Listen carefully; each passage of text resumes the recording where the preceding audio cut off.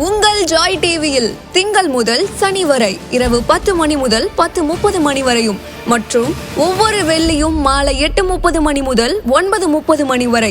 செங்கடல் இருந்தாலும் வைப்பண்டா ஒரு ஸ்டெப்பு முன்னாடி, எரிகோ வந்தாலும் வைப்பண்டா ஒரு ஸ்டெப்பு முன்னாடி, யோர்தான் வந்தாலும் வைப்பண்டா ஒரு ஸ்டெப்பு முன்னாடி, கோலியாத்து வந்தாலும் வைப்பண்டா ஒரு ஸ்டெப்பு முன்னாடி, பின்னாடி மட்டும் வச்சிட மாட்டேன். ரிவைவல் நைட் என்ற நிகழ்ச்சியின் மூலமாக தீர்க்க தரிசன செய்திகளை சகோதரர் பீட்டர் எல்விஸ் பிரசங்கிப்பார் மற்றும் சகோதரி அனிதா பீட்டர் அவர்கள் துதி ஆராதனை ஏறெடுப்பார்கள்.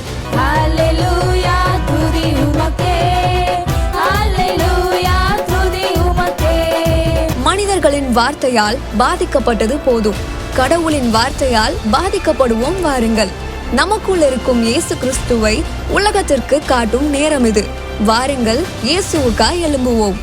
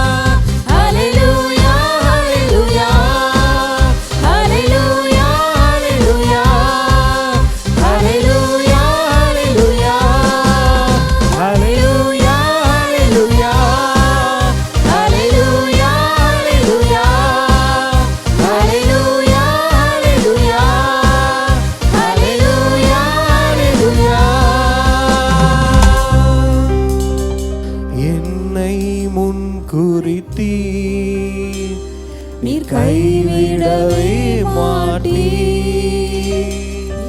என்னை முன் குறித்தீ, நீர் கைவிடவே மாட்டீ. நீர் நல்லவர், சர்வ வல்லவர், உம்மை போல் வேறு தேவனில்லை.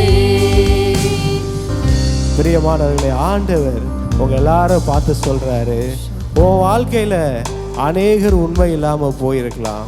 உன்னை பெற்றவர்கள் உனக்கு உண்மை இல்லாமல் போயிருக்கலாம்.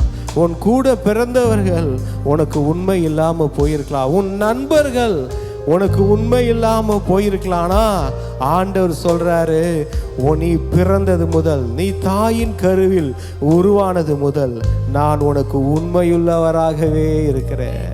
உனக்கு கொடுக்கப்பட்ட எல்லா வாக்குத்தத்தங்களிலும் நான் உனக்கு உண்மையுள்ளவரா இருக்கிறேன். என்னுடைய பலத்த கரத்தினால உன்னை நான் நடத்தி வந்தேன்.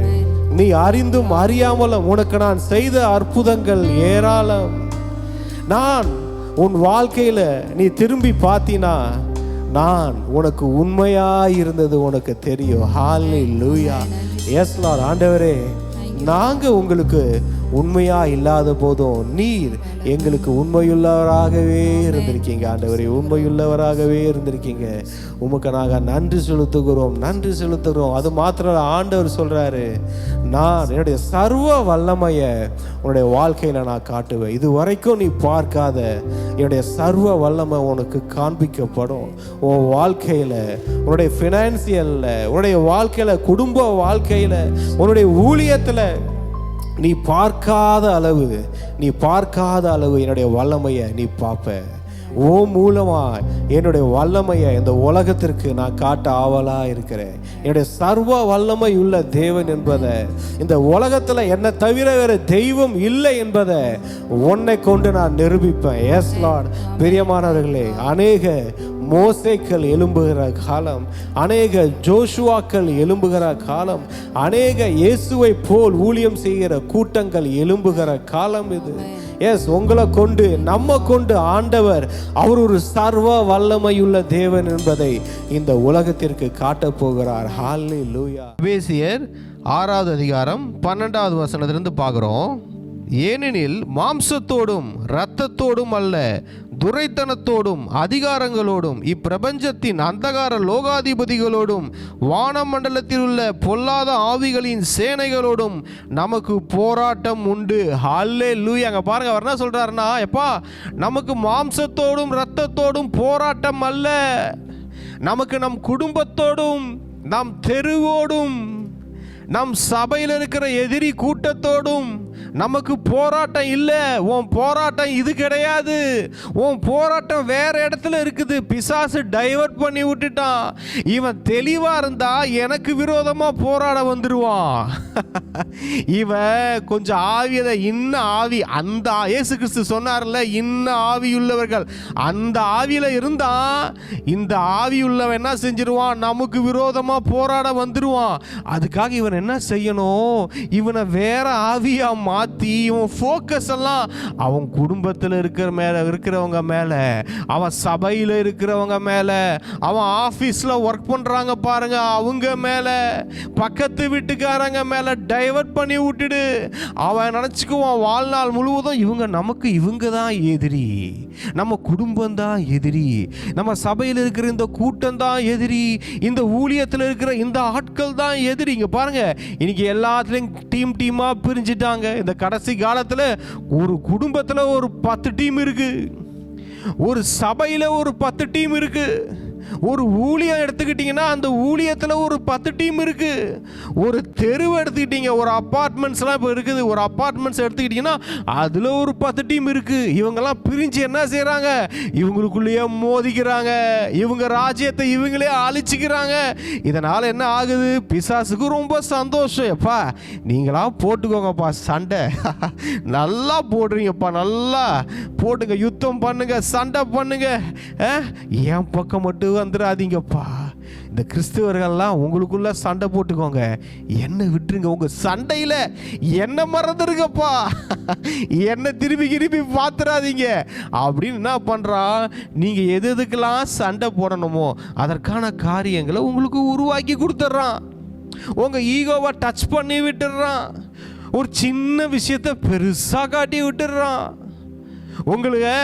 உங்களுக்கும் அவங்களுக்கும் ஒரு பகையை உண்டாக்கிடுறான். அப்போ என்ன ஆயிடுது? நம்ம வாழ்நாள் முழுவதும் ஃபோக்கஸு நம்ம கூட பிறந்தவங்க மேலேயே பகையாக பார்த்துடுறோம், நம்ம சபையில் இருக்கிறவங்களையே பகையாக பார்த்துடுறோம், நம்ம ஏரியாவில் இருக்கிறவங்களையே பகையாக பார்த்துடுறோம், நம்ம சர்ச்சில் இருக்கிறவங்களையே பகையாக பார்த்துடுறோம், நம்ம ஆஃபீஸில் நம்ம கூட ஒர்க் பண்ணுறவங்களையே பகையாளியாக பார்த்துடுறோம். அப்போ நமக்கு என்ன தெரிஞ்சிருதுன்னா இவங்க தான் நமக்கு எதிரிகள். ஆனால் உண்மையான எதிரி ஒருத்தன் இருக்கிறான், திருட்டு போய சாத்தான் இருக்கிறான்.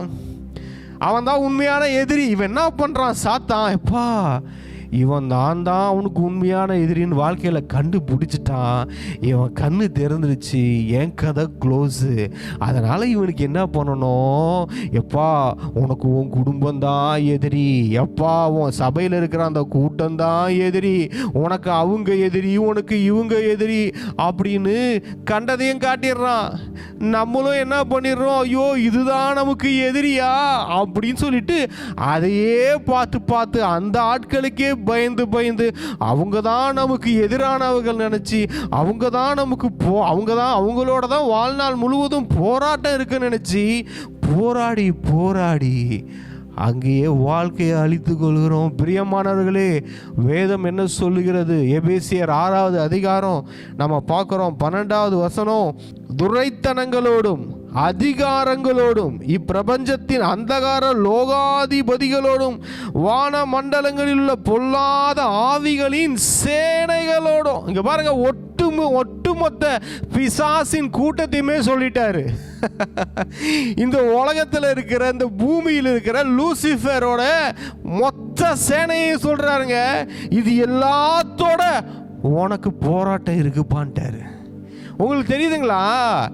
இதுக்கெல்லாம் என்னமா பண்ணுங்க? இந்த முழு சாத்தானுடைய சேனையும் எப்பா நம்ம கிட்ட தான் இவனுக்கு போராட்டம் இருக்குன்னு கண்டுபிடிச்சிட்டான், நம்ம தான் இவனுக்கு எதிரின்னு கண்டுபிடிச்சிட்டான், நம்ம கதை க்ளோஸு, நம்மளை முடிச்சு விட்ருவான், இதோட நம்ம கதையை க்ளோஸ் பண்ணிடுவாங்க. இவனுங்க கண்ணு திறந்துடுச்சு, அவ்வளோதான், இவனுக்கு எதிரிங்க நம்ம தான் தெரிஞ்சிடக்கூடாது. அதனால் இவனுக்கு எதிரி வேற ஒன்றை காட்டு, இவன் தான் எதிரி, எனக்கு இவன் தான் சார் ஒரு எதிரி, இவன் தான் எனக்கு துரோகி, இவன் தான் எனக்கு காட்டி கொடுத்தவன், இவன் தான் என்ன மறுதளிச்சவன், இவன் தான் எனக்கு துரோகம் செஞ்சவன், எனக்கு கெடுதல் செஞ்சவன் எவனாவது ஒருத்தனை அவன் பார்த்துட்டான், அவன் வாழ்நாள் ஃபுல்லாக அவனையே தான் பார்த்துட்டு இருப்பான், எங்களை பார்க்க மாட்டான். ஐயோ இவன் எங்ககிட்ட போராட வந்துட்டான், அவ்வளோதான். சாத்தானுக்கு நல்லா தெரியும் பிரதர், ஆண்டவருடைய பிள்ளைங்களை பற்றி தெரியும். இவங்களுக்கு சத்தியம் தெரிஞ்சிடுச்சு, இவங்க கண்ணு தெளிஞ்சிடுச்சுன்னா, இவங்க கண்ணு திறந்துடுச்சுன்னா அவன் கதை க்ளோஸ்ன்னு தெரியும். நம்ம வாழ்க்கையில் அவனால் ஒன்றுமே செய்ய முடியாதுன்னு தெரியும். அவன் ஒரு யூஸ்லெஸ் ஃபெல்லோவாக ஆயிடுவான்னு தெரியும். இங்கே பாருங்க, வசனம் என்ன சொல்லுதுன்னா, அப்பா இவங்களோடு உனக்கு போராட்டம் உண்டு.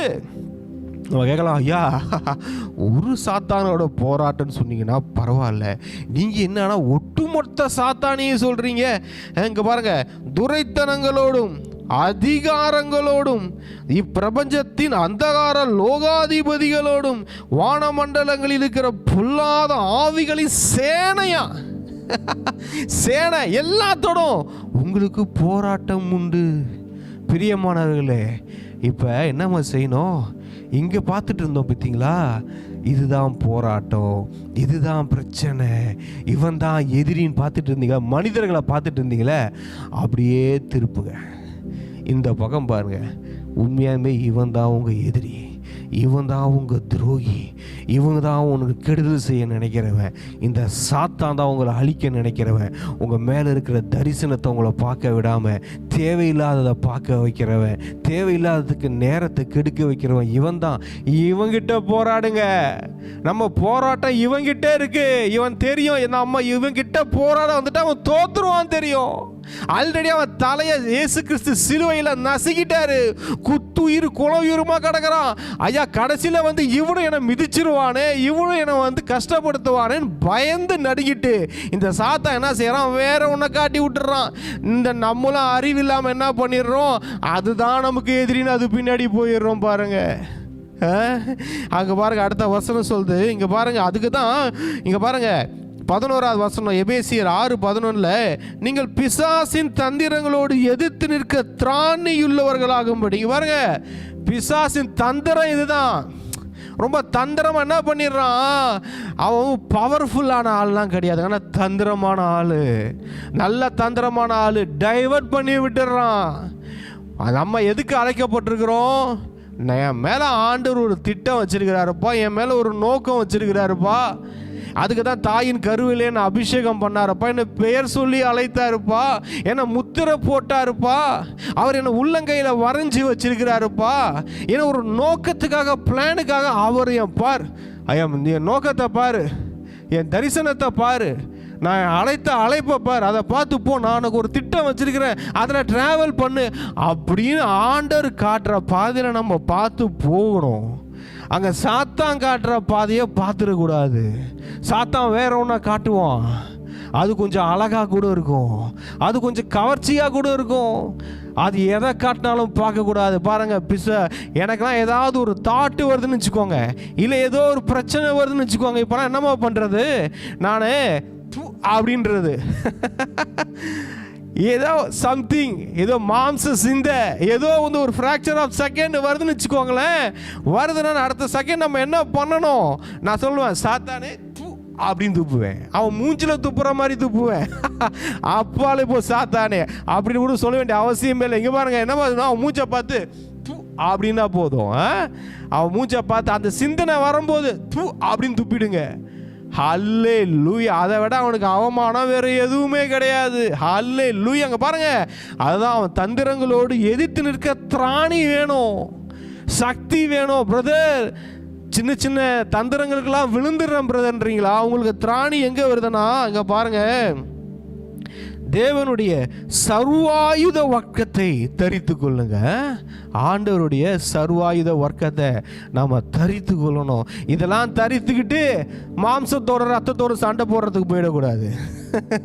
நல்லா சர்வாயுத வர்க்கத்தெல்லாம் தரிச்சுக்கிட்டு இங்கே பாருங்க, நீங்கள் நல்லா யோசிச்சு பாருங்க, நல்லா ஒரு யுத்த வீரன், நல்லா தலை சீரா, கையில் பட்டயம் எல்லாம், அந்த ட்ரெஸ்ஸு, வார் ட்ரெஸ் எல்லாம் மாட்டிக்கிட்டு யுத்தத்துக்கு போகாமல் நேராக போயிட்டு நாய்கிட்ட சண்டைக்கு போனால் எப்படி இருக்கும் பாருங்க. ஹல்லேலூயா. எல்லாம் போட்டிருக்கெல்லாம் யுத்த ட்ரெஸ்ஸு, 6 வயசு குழந்தைகிட்ட சண்டைக்கு போனால் எப்படி இருக்கும் பாருங்க. யுத்த ட்ரெஸ்ஸு, சண்டை போட வேண்டியது சாத்தானுடைய கூட்டத்தில் யுத்த ட்ரெஸ்ஸை மாட்டிக்கிட்டு நேராக போய் ஆண்டரோட பிள்ளைகள்கிட்ட சண்டைக்கு போனால் எப்படி இருக்கு பாருங்க. அட பாவி, உனக்கு யுத்த ட்ரெஸ் எல்லாம் மாட்டி விட்டு கையில் ஆவிக்குரிய பட்டயத்தை கொடுத்து யுத்தத்துக்கு அங்கே போக சொன்னால் நீ எங்கே போயிட்டுருக்க? ஆண்டவர் உன்னை ப்ரிப்பேர் பண்ணி உன்னை ஒரு யுத்த வீரனாக்கி அவருடைய படையில வச்சு சண்டை போடுறதுக்கு அமிச்சா இன்னைக்கு என்ன நடக்கிறோம், நமக்குள்ள இதே ஆர்மிக்குள்ள சண்டை போட்டுக்கிறோம். ஆண்டோடைய ஆர்மிக்குள்ளேயே சண்டை. யோசிச்சு பாருங்க, அவர் சொன்னார்ல, எப்பா எந்த ராஜ்யம் தனக்கு தானே பிரிந்திருக்காதுன்னு சொன்னார்ல, அவர் பிசாசுகளை துரத்துறான்னு சொன்னபோது இங்கே பாருங்க, அந்த மாதிரி என்ன ஆயிடுச்சுன்னா நமக்குள்ளேயே சண்டை போட்டுக்கிட்டோன்னா என்ன நடக்கும் பாருங்க. இங்கே சோல்ஜர் ஒரு டீம் நிற்கிது, ஆண்டருடைய கூட்டம் நிற்கிது, அங்கே ஆப்போசிட்டில் சாத்தானுடைய கூட்டம் நிற்கிது. இங்கிருந்து நம்ம போய் அவர்களை எதிர்க்க வேணும், அவங்களோட யுத்தம் இருக்குன்னு வேதம் சொல்லிடுச்சு அந்த கூட்டத்தோட. இப்போ இந்த கூட்டம் இங்கே என்ன நடக்குது, இந்த கூட்டம் இவங்களுக்குள்ளேயே சண்டை போட்டுக்குது, இவங்களுக்குள்ளேயே அடிச்சுக்குது, இவங்களுக்குள்ளேயே திட்டிக்குது, இவங்களுக்குள்ளேயே நீ பெருசு நான் பெருசுன்னு பேசிக்குது, நீ அந்த ஜாதி நான் இந்த ஜாதின்னு பேசிக்குது, நான் பணக்காரன் நீ ஏழைன்னு பேசிக்குது, அது உயர்வு தாழ்வில் பேசுது, தீண்டாமையை கொண்டு வருது. அப்படி இருந்தால் அப்படி இருக்கும் பாருங்க. நீங்களாம் நம்மலாம் அப்படி இருந்தோன்னா நம்ம ஆண்டோடைய பிள்ளைகளா, ஆண்டோடைய யுத்தத்தில் இருக்கிறோமா பாருங்க. இங்கே பாருங்க, அடுத்த வசனம் சொல்லுது, ஆகையால் தீங்கு நாளிலே அவைகளை நீங்கள் எதிர்க்கவும். எல்லாத்தையும் எதிர்க்க போகிறோம். நம்ம போய் நின்னா முன்னாடி என்ன தெரியுமா இருக்குது பிரதர், நம்ம போய் நின்னா என்னென்ன வருது தெரியுமா, துரைத்தனங்கள், அதிகாரங்கள், இதெல்லாம் ஒட்டுமொத்தமாக நிற்கிது, எல்லாம் வருது, இதெல்லாம் எதிர்க்க போகிறோம். ஹல்லேலூயா. பிரதர், நம்மளால் எப்படி பிரதர், ஒட்டுமொத்த லூசிஃபர் கூட்டமே வருது, எப்படியா நம்மளால் எதிர்க்க முடியும்? எல்லாமே சேர்ந்து வராங்க, எல்லாம் ஓரணியில் திரண்டு நிற்கிறாங்க. அவர்களை வசனம் சொல்லுது எதிர்க்கவும். ஏயா நம்ம போனால் எப்படியா ஜெயிப்போனா, அதுக்கும் வசனம் இருக்கு. இங்கே பாருங்க, மத்தேயு 16:18 என்ன சொல்லுதுன்னா, மத்தேயு 16:18 பார்க்குறோம். இந்த கல்லின் மேல் என் சபையை கட்டுவேன், பாதாளத்தின் வாசல்கள் அதை மேற்கொள்வதில்லை. ஹல்லேலூயா. அங்க பாருங்க, சபையை பாதாளத்தின் வாசல்கள் மேற்கொள்வதில்லை. நீங்களும் நானும் தேவனுடைய ஆலயமா இருக்கிறோம், தேவனுடைய வாசஸ்தலமா இருக்கிறோம், தேவனுடைய வீடா இருக்கிறோம்.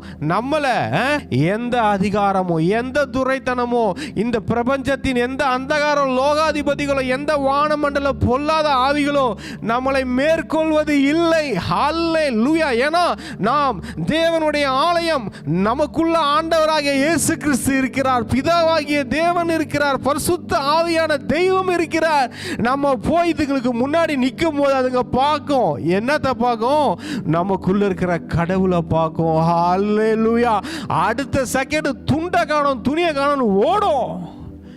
ஹல்லேலூயா. என்னன்னா ஒரே ஒரு விஷயம், நம்ம தேவனுடைய ஆலயமா இருக்கிறோமா, அதுதான் நாம் தேவனுடைய ஆலயம். நமக்குள்ள ஆண்டவரை காட்டணும். நம்ம வாழ்க்கை எப்படி இருக்கணும்? எல்லா பிசாசின் கூட்டமும் வரும், வந்து பார்க்கும் போது அடடா இந்த பீட்டர் வாழ்ந்துகிட்டு இல்லப்பா, இந்த பீட்டருக்குள்ள இயேசு கிறிஸ்து வாழ்ந்துகிட்டு இருக்கிறாருப்பா.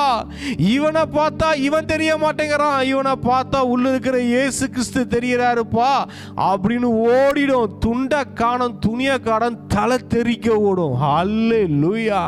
இது எல்லாம் ஓடும். சத்தியம் அங்க பாருங்க, அதுதான் சத்தியம் என்ன சொல்லுதுன்னா, ஆகையால் தீங்கு நாளில் அவைகளை நீங்கள் எதிர்க்கவும். பிரதர், தீங்கு நாள் பிரதர், தீங்கு நாள் வந்துருச்சு பிரதர். உங்களுக்கு தெரியுமா பிரதர், எனக்கு ஒரு தீங்கு நடந்துருச்சு பிரதர், எனக்கு ஒரு கஷ்டம் வந்துருச்சு பிரதர். பிரதர், வசனம் என்னமா சொல்லுது? தீங்கு நாளில் அவைகளை நீங்கள் எதிர்க்கவும். அப்ப நீங்க என்னன்னா, நீங்க எதிர்க்கல, அடிபணிஞ்சிருக்கீங்க, தோத்துருக்கிறீங்க. எதனால? தீங்கு நாளில் நீங்கள் அவைகளை எதிர்க்கவும்னா எதிர்க்க முடியாமல் ஏன் தோத்தோன்னு நம்ம பார்க்கணும். வசனம் என்ன சொல்லுதுன்னா, தீங்கு நாளில் அவைகளை நீங்கள் எதிர்க்கவும் சகலத்தையும் செய்து முடித்தவர்களாய் நிற்கவும். ஹல்லேலூயா. சகலத்தையும் செய்து முடித்தவர்களாய் நிற்கவும்னா அந்த வந்துச்சு பார்த்தீங்களா, எல்லா கூட்டும் பிசாசின் கூட்டத்தை எல்லாம் தலை தெறிக்க ஓட விட்டவர்களாய் நாம் நிற்கவும், விழுகிறவர்கள் அல்ல. அந்த பிசாசின் கூட்டத்திற்கு முன்பாய் நாம் விழுகிறவர்கள் அல்ல, பாவத்தில் விழுகிறவர்கள் அல்ல, சாபத்தில் விழுகிறவர்கள் அல்ல, நோயில் விழுகிறவர்கள் அல்ல, கடன் பிரச்சனையில் விழுகிறவர்கள் அல்ல, பிசாசின் தந்திரங்களில் விழுகிறவர்கள் அல்ல, நிற்கிறவர்கள். நாம் நிற்போம், அவைகள் நம் முன்னால் விழும். ஹல்லேலூயா. எவ்வளோ பெரிய சாத்தானின் கோட்டை வந்தாலும் என்ன, கூட்டம் வந்தாலும் என்ன ஆகுனா, அது நம் முன்னே விழும். நாம் நிற்போம். ஏன்னா நமக்குள்ள ஆண்டவர் இருக்கிறார். நாம் தேவனுடைய ஆலயம், பாதாளத்தின் வாசல்கள் சபையை மேற்கொள்வது இல்லைன்னா இல்லதான்.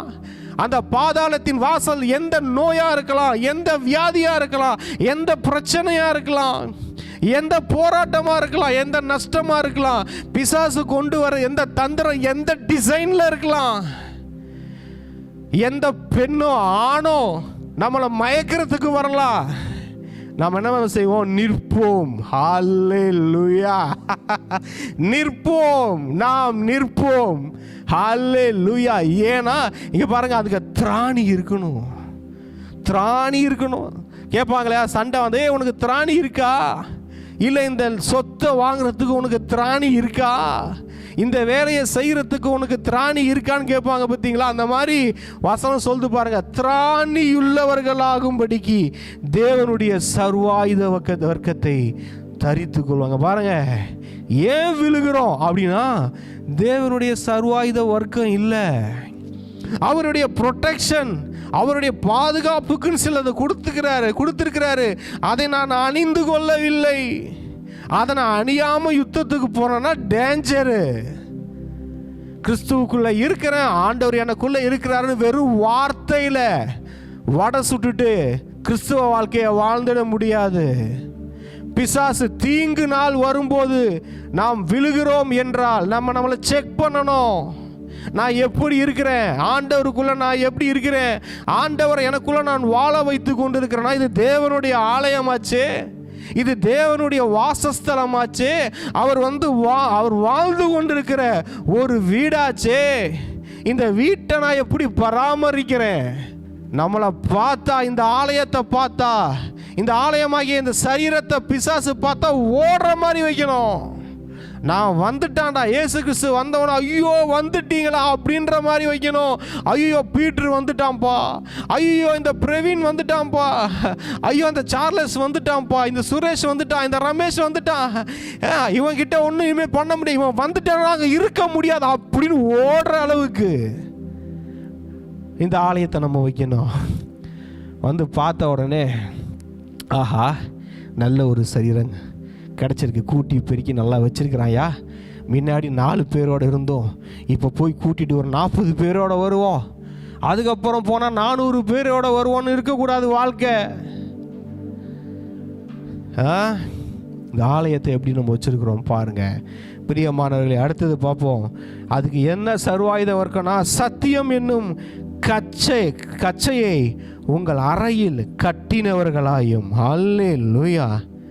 இந்த வேதத்தின் மேலே ஒரு வெறி இருக்கணும். சத்தியம் என்னும் கச்சையை அறையில் கட்டினவர்கள். உண்மையாக சொல்கிறேன், ஆண்டவருடைய சமூகத்தில் நின்று சொல்கிறேன், நான் ஒரு வேத வெறியன். நான் ஒரு வேத வெறியன். இந்த வேதம் என சுண்டி சுண்டி இழுக்குதுங்க. இந்த பாலை குடித்த பூனை, ருசி கண்ட பூனை, அது இந்த பால் பாத்திரத்தையே சுற்றி சுற்றி வரும்னுவாங்க பார்த்தீங்களா. அது வீட்டில் மீனு செஞ்சுட்டோன்னா அந்த பூனைங்க அந்த ஏரியாவை அந்த நம்ம ஜன்னல்கிட்டே வந்து உக்காந்துக்கோங்க, போகவே போகாதுங்க. அந்த மாதிரி பிரியமானவர்களே, இந்த வேதத்தின் மேலே ஒரு வெறி வரணும், ஒரு ஆசை வரணும், ஒரு வாஞ்சை வரணும். எனக்கு நான் நேரம் கிடைக்கும் போதெல்லாம் என் பைபிளை பக்கத்துலேயே வச்சுக்குவேன். என் பைபிளை பக்கத்துலேயே வச்சுக்கிட்டு இருப்பேன். நான் ஒர்க் பண்ணும்போது எனக்கு டைம் கிடச்சா எடுத்து படிச்சுக்கிட்டு இருப்பேன். ஆண்டவர் சொல்கிற வார்த்தைகளை எழுதிக்கிட்டு இருப்பேன். இன்னும் நிறைய நேரம் என்னமோ செய்வேன். என் வேலை செஞ்சாலும் இந்த வேதத்தை தூக்கி நான் சிஸ்டமில் ஒர்க் பண்ணிகிட்டு இருந்தாலும் இதை தூக்கி இப்படி நெஞ்சில் வச்சுக்குவேன். என் நெஞ்சிலேயே தான் இருக்கும். இந்த வேத புத்தகம் என் நெஞ்சில் சாஞ்ச மாதிரியே இருக்கும். கர்த்தர் சாட்சி. பிரியமானவர்களே, இப்படி இருக்கும்போது எனக்கு கொஞ்சம் டைம் கிடைச்சாலும் இந்த வேதத்தை எடுத்து நான் தியானிப்பேன். ஒரு வெறி வருது, சுண்டி இழுக்குதுங்க இந்த டேஸ்ட்டு.